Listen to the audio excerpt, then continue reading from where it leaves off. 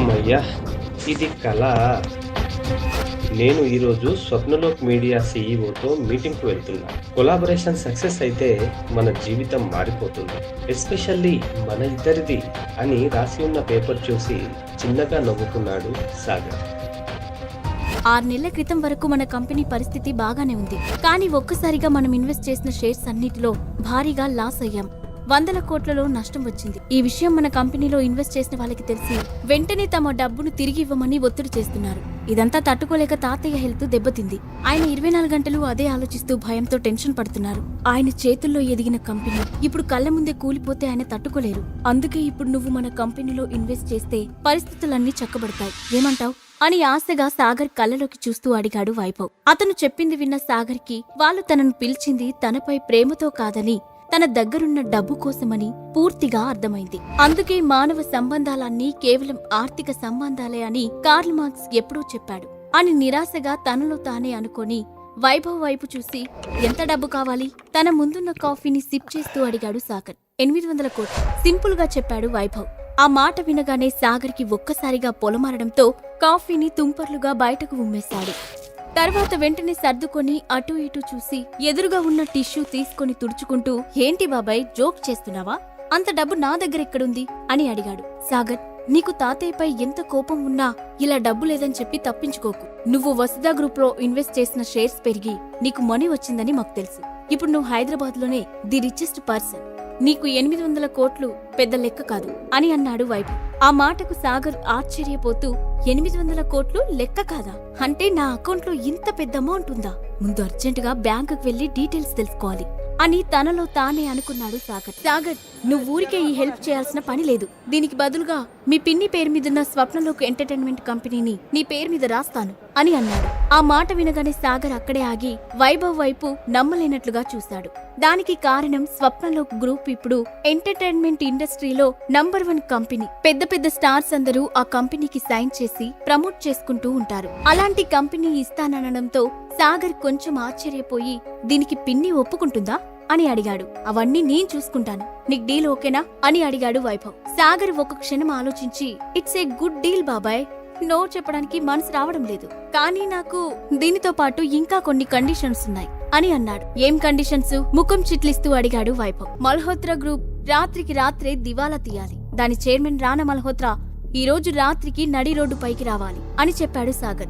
ఆ మాట వినగానే పక్కనే బాంబు పడ్డట్లుగా అదిరిపడ్డ వైభవ్, ఏం మాట్లాడుతున్నావు సాగర్? మల్హోత్రా గ్రూప్ సిటీలో టాప్ కంపెనీ. దాని చైర్మన్ రానా కూడా సామాన్యుడు కాదని విన్నాను అని కంగారుగా చెప్పాడు వైభవ్. నువ్వేం చేస్తావో ఎలా చేస్తావో నాకు తెలీదు బాబాయ్. రేపు తెల్లారేసరికల్లా ఈ 2 పనులు పూర్తయిపోవాలి. అప్పుడే నువ్వు అడిగిన ఇన్వెస్ట్మెంట్ చేస్తాను. అలాగే స్వప్నలోక్ రిజిస్ట్రేషన్ కూడా రేపే పూర్తవుతుంది అని చెప్పి ఇక అతనికి మాట్లాడే అవకాశం ఇవ్వకుండా బయటికి నడిచాడు సాగర్. అప్పుడే లోపలికి వచ్చిన రానాను మర్యాదగా ఇన్వైట్ చేస్తూ please take your seat mister రానా అని అంది. రానా నవ్వుతూ వెళ్లి చైర్లో కూర్చున్నాడు.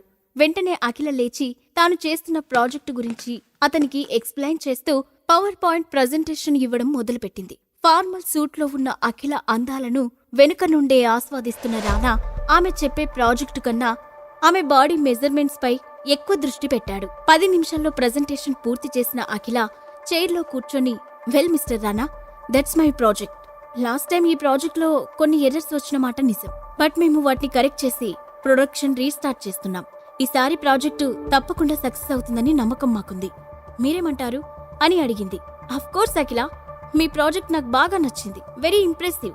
నేను తప్పకుండా ఇందులో ఇన్వెస్ట్ చేస్తాను అని వెంటనే చెప్పాడు రానా. Thank you mister Rana, thank you so much అని ఎగ్జైటింగ్ గా చెప్పింది అఖిల. రానా ఇందులో మనీ ఇన్వెస్ట్ చేస్తే ఆ ఫండ్స్ తో ముందు ప్రాబ్లం నుండి బయటపడొచ్చు అని మనసులోనే లెక్కలు వేసుకుంది.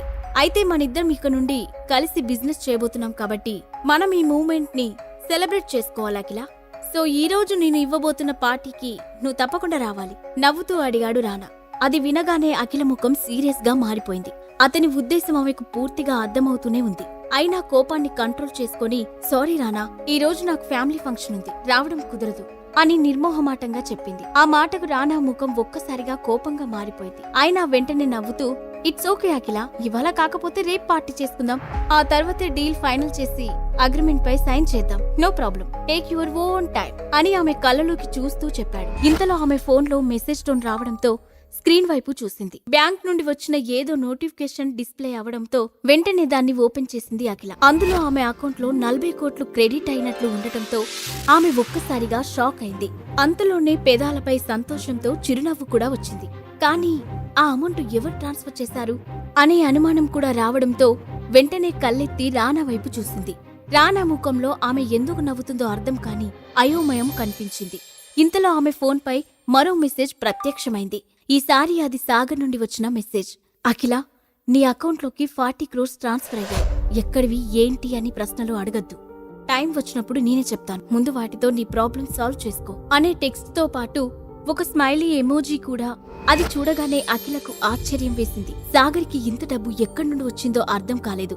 కానీ అతను తప్పు చేయడనే నమ్మకం ఆమెకు దృఢంగా ఉండటంతో అది పెద్ద సమస్యలా అనిపించలేదు.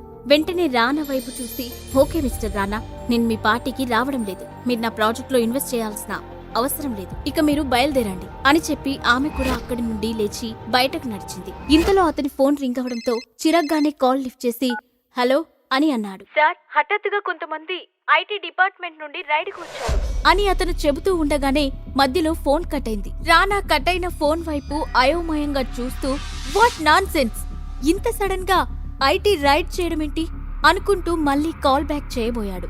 కానీ ఇంతలో అతని ఫోన్ మళ్లీ రింగ్ అయింది. అటువైపు నుండి ఆఫీస్ మేనేజర్ కాల్ చేస్తున్నాడు. అది చూడగానే రానా మనసు కీడు శంకించడంతో అనుమానంగానే కాల్ లిఫ్ట్ చేసి హలో అన్నాడు. సార్, మీరెక్కడున్నారు? ఆఫీస్ పై ఐటీ రైడ్ జరుగుతుంది. వాళ్ళు ఆఫీస్ మొత్తం తలకిందులు చేస్తున్నారు.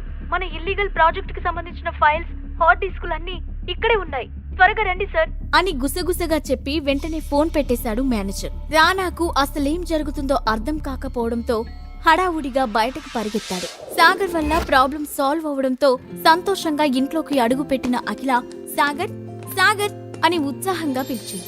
అతను ఇంట్లో ఎక్కడున్నాడు? ఉదయం నుండి ఇంటికి రాలేదు. ఇంట్లో ఎక్కడి పని అక్కడే ఉంది. ఏం రాజకార్యాలు వెలుగుబెడుతున్నాడో ఏంటో. బయట నుండి తిరిగొచ్చి నా తల పగిలిపోతుంది. త్వరగా వచ్చి ఒక కాఫీ ఇస్తాడేమోనని ఇందాకటి నుండి ఎదురుచూస్తున్నాను అని అప్పుడే హాల్లోకి వచ్చిన శైలజ నీరసంగా సోఫాలో కూలబడుతూ చెప్పింది. ఉదయం నుండి రాలేదా? అంటే నన్ను ఆఫీస్లో డ్రాప్ చేసిన తర్వాత ఎక్కడికైనా వెళ్ళాడా అనుకుంటూ సరే మమ్మీ, నేను ఫ్రెష్ అయి వస్తాను అంటూ గదిలోకి వెళ్లి చేతిలోని హ్యాండ్ బ్యాగ్ బెడ్ పైకి విసిరేసి అలసటగా సోఫాలో కూర్చుంది అఖిల. ఇంతలో ఎదురుగా ఉన్న టీ పాయ్ పై రోజ్ ఫ్లవర్ బొకేతో పాటు ఏదో గిఫ్ట్ బాక్స్ కూడా కనిపించడంతో ఆమె నుదురు ఆశ్చర్యంతో ముడుచుకుంది.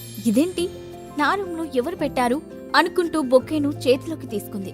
దానిపై చిన్న నోట్, అందమైన మనసున్న అఖిలకి నేనిస్తున్న మొదటి గిఫ్ట్ అని రాసి ఉంది. ఆ పాజిటివ్ నోట్ ఆమె పెదాలపై చిరునవ్వు తెచ్చింది. వెంటనే ఫ్రమ్ అడ్రస్ కోసం వెతికింది. కానీ ఆ లైన్ తప్ప ఇంకేం కనిపించలేదు. దాంతో పక్కనే ఉన్న గిఫ్ట్ బాక్స్ ను చేతిలోకి తీసుకున్న అఖిల ఒకవేళ ఇది కూడా సాగర్ పంపించి ఉంటాడా అనే ఆలోచనతోనే అఖిల తనకొచ్చిన గిఫ్ట్ బాక్స్ ను ఓపెన్ చేసి ఆశ్చర్యంతో నోరు తెరిచింది. అందులో విక్టోరియా డైమండ్ నెక్లెస్ ఆమె కళ్ళు చెదిరిపోయేలా మిరుమిట్లు గొలుపుతూ ఉండటంతో ఒక క్షణం పాటు ఆమెకు నోట మాట రాలేదు. కానీ అంతలోనే ఏదో అనుమానం వచ్చినట్లు ఇది రానా మల్హోత్రా పంపించలేదు కదా అని అనుకుంటూ ఆ నెక్లెస్ ను చేతిలోకి తీసుకుని పరీక్షగా చూసింది. కానీ అది ఉదయం తను చూసిన ఫేక్ నెక్లెస్ లా అనిపించలేదు. దాంతో అంత కాస్ట్లీ నెక్లెస్ ఎవరు పంపించారో అర్థం కాక వెంటనే బాక్స్ క్లోజ్ చేసి అక్కడే పెట్టి మమ్మీ మమ్మీ అంటూ హాల్లోకి వచ్చింది. ఏంటి బేబీ ఆ అరుపులు? అసలే తలనొప్పిగా ఉంటే విసుకుంది శైలజ. నా రూంలోకి గిఫ్ట్ బాక్స్ ఎలా వచ్చింది? ఎవరు తెచ్చారు అని అడిగింది. ఇందాకే ఎవరో డెలివరీ బాయ్ ఇచ్చి వెళ్లాడు. నేనే లోపల పెట్టాను. అయినా ఎందుకు అడుగుతున్నావు? అందులో ఏముంది అని అడిగింది శైలజ. ఇంత కాస్ట్లీ గిఫ్ట్ డెలివరీ బాయ్ తెచ్చాడా అని గొనుక్కుంటూ ఏం లేదులే మమ్మీ, ఊరికే అడిగాను. అఖిల చిన్నగా నవ్వుకొని తన రూంలోకి వెళ్ళింది.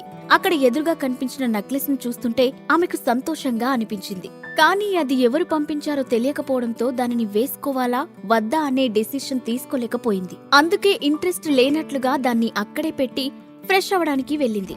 అరగంట తర్వాత Sagar scooter Swapnalok media main gate దగ్గర ఆగింది. రెడ్ కలర్ ఫెరారీ కార్ వేగంగా వచ్చి సాగర్ స్కూటర్ ని ఢీకొట్టింది. డ్రైవర్ సడన్ బ్రేక్ వేయడంతో పెద్దగా డ్యామేజ్ ఏమీ జరగలేదు. యూ ఈడియట్, కళ్ళు కనిపించడం లేదా అని బయటకు వచ్చి పొగరుగా అడిగింది రేష్మ. ఆమెను చూసి ఒక్కసారిగా షాక్ అయిన సాగర్, రేష్మా నువ్వేంటిక్కడా అని పైకి లేస్తూ అడిగాడు. హే, నా పేరెలా తెలుసు అని ఆశ్చర్యంగా అడిగింది రేష్మ. రేష్మా, నన్ను గుర్తుపట్టలేదా? మీ క్లాస్మేట్ సాగర్ని అని గుర్తు చేస్తున్నట్లుగా అన్నాడు సాగర్. అయినా నువ్వేంటి దారికడ్డంగా ఈ డొక్కు స్కూటర్ వేసుకుని తిరుగుతున్నావు? అసలు నీలాంటి వాళ్ళని లోపలికెలా రానిచ్చారు అని అతడిని కింది నుంచి పై వరకు చూస్తూ అడిగింది. ఇంతలో ఆ అరుపులు విని ఏంటిక్కడ గొడవ అని అంటూ వాళ్ళ దగ్గరికి వచ్చాడు అసిస్టెంట్ మేనేజర్ విక్రమ్. చూడండి విక్రమ్, వీడేం చేశాడో, అస్సలు ఇలాంటి వాళ్ళని లోపలికెందుకు రానిస్తున్నారు అని కోపంగా అడిగింది రేష్మ. మీరు కొంచెం కూల్ అవ్వండి రేష్మ గారు అని చెప్పిన విక్రమ్ పక్కనే ఉన్న సాగర్ వైపు తిరిగి, రేయ్ ఎవడ్రా నువ్వు అన్నాడు. ఇంతలో వాళ్ళ అరుపులు విని అసలిక్కడేం జరుగుతుంది అంటూ రిసెప్షన్ నుంచి ఒక మిడిల్ ఏజ్డ్ ఉమెన్ బయటకు వస్తూ అంది. ఆంటీ, మీరే చూడండి వీడేం చేశాడో. ఏయ్, నువ్వు త్వరగా సారీ చెప్పి ఇక్కడి నుంచి వెళ్ళిపో. ఈ రోజు అసలే కొత్త సీఓ రాబోతున్నారు. నీలాంటి వాళ్ళని ఇక్కడ చూస్తే ఆయన చాలా పెద్ద శిక్ష వేస్తారు అని భయపెడుతూ అంది. కాని ఇంతలో how dare you to talk like this to him అని శిల్పకి అడ్డుగా వచ్చి అంది జాస్మిన్. ఆమెను హఠాత్తుగా అక్కడ చూసిన శిల్ప వెంటనే ఆగిపోయి, జాస్మిన్ ఏంటి ఇలా మాట్లాడుతున్నావు? వాడేమైనా ఈ కంపెనీకి కొత్త సీఓనా? ఇంతలా భయపడిపోతున్నావు అని వెటకారంగా అడిగింది. అవును, ఆయనే మన కంపెనీకి వచ్చిన కొత్త సీఓ, మిస్టర్ సాగర్ అగ్నిహోత్రి అని జాస్మిన్ కోల్డ్ వాయిస్ తో చెప్పింది. ఆ మాటలు విని అక్కడున్న వాళ్ళందరికీ పై ప్రాణాలు పైనైపోయాయి. అప్పుడు జాస్మిన్ సాగర్తో, క్షమించండి సార్, మీకన్నా ముందే రావాలనుకున్నాను, కానీ ట్రాఫిక్ జామ్ వల్ల లేట్ అయిపోయింది అని సంజాయిషీ ఇచ్చుకుంది. ఈలోగా శిల్ప వెంటనే తేరుకొని, సారీ సార్, మీరింత సింపుల్గా ఉంటారనుకోలేదు అని భయంతో సాగర్ కాళ్లమీద పడిపోయింది. రేష్మైతే ఆల్మోస్ట్ ఊపిరి తీసుకోవడం కూడా మర్చిపోయింది. సాగర్ వాళ్ళ ముగ్గుర్నీ పట్టించుకోకుండా జాస్మిన్తో పాటు ఆఫీస్లో అడుగుపెట్టాడు. అదే సమయంలో జాస్మిన్ ఫోన్ రింగ్ అవడంతో కాల్ లిఫ్ట్ చేసింది. అవతలి వ్యక్తి చెప్పింది విని, గివ్ మీ 5 minutes, నేను సార్ని కనుక్కొని చెప్తాను అని సాగర్ దగ్గరికి వచ్చింది. సార్, ముక్తా గ్రూప్ నుండి మీతో మాట్లాడటానికి స్వరూప్ అనే వ్యక్తి వచ్చాడు. స్వరూప్ పేరు వినగానే సాగర్ పెదవుల మీద ఒక కన్నింగ్ స్మైల్ వచ్చింది. అతను ఒక క్షణం ఆలోచించి తన సమాధానం కోసం ఎదుర్చూస్తున్న జాస్మిన్ వైపు చూస్తూ, ఇప్పుడు వాడెక్కడున్నాడు అని గంభీరంగా అడిగాడు సాగర్. మన ఛాంబర్ బయటే ఉన్నారు సార్, మీరు రమ్మంటే ఇప్పుడే లోపలికి వస్తాడు అంది జాస్మిన్. అప్పుడు సాగర్ వెంటనే కావాలని పెద్దగా అరుస్తూ, అలాంటి బుద్ధిలేని గాడిదలతో మాట్లాడటానికి నాకు పనిపాట లేదనుకున్నావా? అయినా కొలాబరేషన్ గురించి మాట్లాడాలంటే మినిమం నాలెడ్జ్ ఉండాలి. అది ఆ స్వరూప్ దగ్గర లేదు. ఇదే విషయాన్ని వాడితో చెప్పి ముక్తా గ్రూప్లో ఎవరైనా తెలివైన వాళ్ళు ఉన్నారేమో కనుక్కొని నా దగ్గరికి పంపించమని చెప్పు అని బయట ఉన్న స్వరూప్కి వినిపించేలా అన్నాడు సాగర్. స్వరూప్ ఇంటికి వస్తూనే ముక్తాదేవికి ఫోన్ చేసి విషయం మొత్తం చెప్పడంతో అప్పటికప్పుడు ముక్తాదేవి తన ఫ్యామిలీ మెంబర్స్ అందరికీ కాల్ చేసి సడన్ గా మీటింగ్ ఏర్పాటు చేసింది. అందరూ ఎక్కడి పనులు అక్కడ ఆపేసి ముక్తాదేవి ప్యాలెస్కు ఉరుకుల పరుగుల మీద వచ్చేశారు.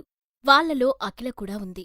ఈ సడన్ మీటింగ్కి కారణమేంటో తెలుసుకోవడానికి అందరూ స్వరూప్ వైపు చూశారు. గ్రానీ, ఈరోజు నాకు ఘోర అవమానం జరిగింది అని ఆవేశంగా అన్నాడు స్వరూప్. అయినా ఆ సీఈఓకేమైనా పిచ్చా? నీతో కనీసం మాట్లాడకుండా నువ్వు తెలివితక్కువ వాడివని ఎలా నిర్ణయిస్తాడు అని అంతే ఆవేశంగా అడిగింది ముక్తాదేవి. ఏమో గ్రానీ, కనీసం వాడి ముఖం కూడా నేను చూడ్లేదు. ఇలాంటి వాడితో కొలాబరేషన్ పెట్టుకుని మనం సర్వే అవ్వలేమని అనిపిస్తుంది. ఈ విషయాన్ని ఇక్కడితో వదిలేద్దాం అని అవమాన భారంతో కృంగిపోతూ అన్నాడు స్వరూప్. స్వరూప్, నువ్వేం మాట్లాడుతున్నావో నీకన్నా అర్థమవుతుందా? స్వప్నలోక్ మీడియా మీద మనం ఎన్ని హోప్స్ పెట్టుకున్నామో నీకు తెలుసు కదా. అసలే మన అఖిల సొల్యూషన్స్ దివాలా తీయడానికి సిద్ధంగా ఉంది. పైగా అది మన మెయిన్ బ్రాంచ్. అది దివాలా తీస్తే మిగిలిన అన్ని బ్రాంచెస్ కూడా నామరూపాలు లేకుండా కొట్టుకుపోతాయి అని భవిష్యత్తు గురించి ఆలోచిస్తూ చెప్పాడు అఖిల ఫస్ట్ అంకుల్. అవును స్వరూప్, మీ అంకుల్ చెప్పింది కరెక్ట్. పగా ప్రతీకారాలకు ఇది సమయం కాదు. స్వప్నలోక్ మీడియాతో టైఅప్ అయితే మన కష్టాలన్నీ తీరిపోతాయి. ఒకసారి ఆలోచించు అని సున్నితంగా హెచ్చరించింది ముక్తాదేవి. ఆ మాటలేవి స్వరూప్ చెవులకి ఎక్కడం లేదు. కోపం, ఆవేశం అతడి మెదడుని పురుగులా తినేస్తున్నాయి. ఆ ఆవేశాన్ని ఎవరిమీద చూపించాలో తెలియక తన పక్కన ఉన్న అఖిల వైపు చూస్తూ, సరే అయితే ఈ పనిని అఖిలకు అప్పగించండి. తనే కదా అఖిల సొల్యూషన్స్కి ఎండి. తనే ఈ ప్రాబ్లంని సాల్వ్ చేస్తుంది అని వెటకారంగా అన్నాడు స్వరూప్. ఆ మాట వినగానే అఖిలతో పాటు అక్కడ ఉన్న వాళ్ళందరూ షాక్ అయ్యారు. అప్పుడు ముక్తాదేవి అఖిల వైపు అయిష్టంగానే చూస్తూ, విషయం అర్థమైంది కదా అఖిల, రేపు వెళ్ళి ఆ డీల్ సంగతి చూడు అని చెప్పింది. ఆ మాటకు అఖిల లోపలే సంతోషంతో ఉబ్బి తబ్బిబ్బై బయటకు మాత్రం కూల్గా చూస్తూ సరే గ్రాని అని తలూపింది. దాంతో సరే మీటింగ్ అయిపోయింది, ఇక ఎవరింటికి వాళ్ళు వెళ్ళండి అని చెప్పి తన గదికి వెళ్ళిపోయింది ముక్తాదేవి. హో గాడ్, అసలా కొత్త సీఓ ఎవరు? నా ఊహకందడం లేదు అంటూ తన గదిలో అటూ ఇటూ కాలు కాలిన పిల్లిలా తిరుగుతూ ఉంది. ఇంతలో సడన్ గా ఆ రూంలోకి ఎంట్రీ ఇచ్చింది రజిత. ఆలోచనలతో పిచ్చెక్కిపోతున్న అఖిల ఆమెను చూడగానే వెంటనే హగ్ చేసుకుని కరెక్ట్ టైంకి వచ్చావే అని కాస్త రిలీఫ్గా అంది. ఏవైంది అఖిల? మళ్ళీ మీ ఆయన ఏదైనా ట్రబుల్ క్రియేట్ చేశాడా అని కొంటెగా అడుగుతూ ఆ గది చుట్టుపక్కల చూసి, సాగర్ కింద లేకపోతే నీ గదిలో ఉన్నాడేమో అనుకున్నాను, ఇక్కడ కూడా లేడేంటి అని కాస్త అసహనంగా అడిగింది రజిత. రోజూ ఆఫీస్ నుంచి రాగానే ఏమైనా కావాలా అని అడిగే సాగర్ ఈరోజు ఇంటికి వచ్చిన దగ్గర్నుంచి తన దగ్గరికి రాకపోవడంతో అఖిలకి కూడా అనుమానం వచ్చింది. కాని ఏదైనా పనిమీద బయటకు వెళ్లాడేమో అనుకొని ఆ విషయాన్ని పెద్దగా పట్టించుకోలేదు. ఆఫీస్లో కొంచెం పని ఉంటే త్వరగా వెళ్ళిపోయాను. మేబీ నా వెనకాల సాగర్ కూడా ఏదైనా పనిమీద బయటకు వెళ్లాడేమో అని చెప్పింది అఖిల. ఏంటఖిల సమాధానం? మొగుడు ఇంట్లో లేకపోతే ఎక్కడికి వెళ్లాడో, ఏం చేయడానికి వెళ్లాడో కనీసం తెలుసుకోవా అని బెడ్ మీద కూర్చొని నవ్వుతూ అంది రజిత. సాగర్కి కూడా లైఫ్ ఉంది, తన లైఫ్ తనిష్టం, ఎక్కడికైనా వెళ్తాడు. నేను ప్రతి విషయాన్ని అడగవలసిన పనేముంది? చిన్నగా నవ్వుతూ అంది అఖిల. ఆ మాటకు రజిత కొంచెం ఆశ్చర్యంగా చూసి, చిన్నప్పట్నుండి చూస్తున్నా, అయినా నువ్వు నాకస్సలు అర్థం కావే. నీ ఆలోచనలు చూస్తే బ్రాడ్గా ఉంటాయి, కానీ కొన్ని విషయాల్లో సెంటిమెంటల్ ఫూల్లా బిహేవ్ చేస్తావు అని అంది. సాగర్ తనకు 40 కోట్లు ఇచ్చిన విషయం గురించి రజితతో చెప్పబోయింది అఖిల. ఇంతలో డోర్ చిన్నగా తట్టి చేతిలో కాఫీ కప్తో హఠాత్తుగా లోపలికి వచ్చాడు సాగర్.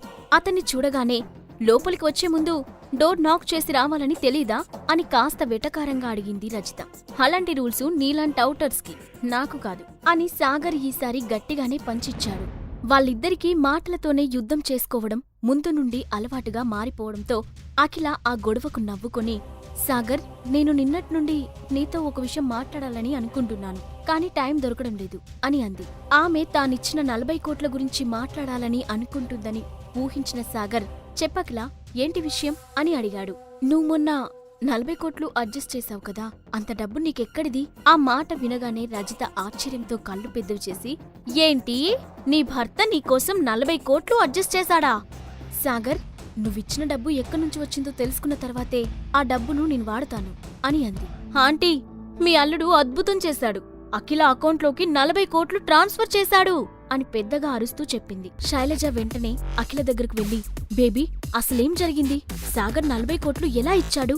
ఏదైనా ఫ్రాడ్ పని చేశాడా అని లోపలికి వస్తూ ఆతృతగా అడిగింది. దాని గురించి నాకేం తెలీదు మమ్మీ, నిజాయితీగా సమాధానమిచ్చింది అఖిల.